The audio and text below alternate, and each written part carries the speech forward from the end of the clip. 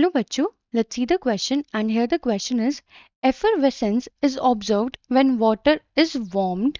What is the reason behind it? हमसे बोला जा रहा है बच्चों, जब हमारा वाटर वार्म होता है यानी कि जब हम वाटर को बॉईल करते हैं तो हमें वहाँ पे कुछ एफरवेसेंस दिखाई देता है यानी कि कुछ बबल्स फॉर्मेशन होती है। तो उसका रीज़न क्या है हमें वो बताना है।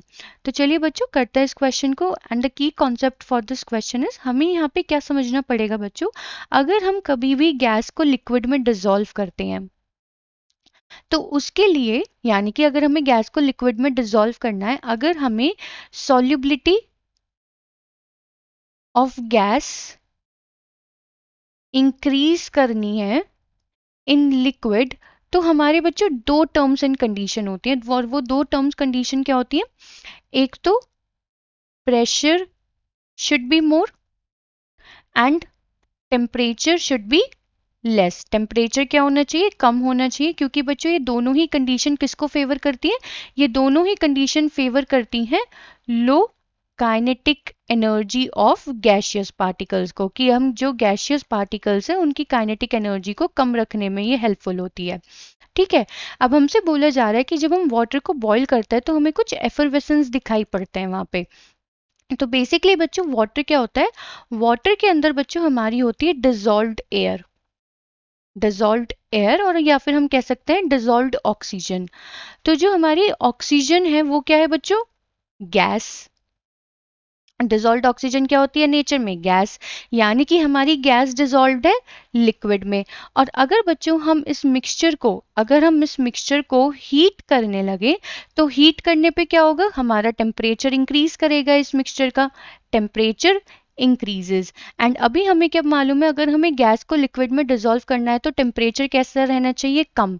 और जब बच्चों टेम्परेचर इंक्रीज करता है तो उसकी वजह से क्या होता है, kinetic energy of gaseous particle increases, gaseous particles increases. और जब काइनेटिक एनर्जी हमारी गैशियस पार्टिकल की इंक्रीज कर जाती है तो gaseous particles try to gaseous particle try to move out, वो बाहर भागने की कोशिश करता है, जिसकी वजह से बबल्स फॉर्मेशन टेक्स प्लेस।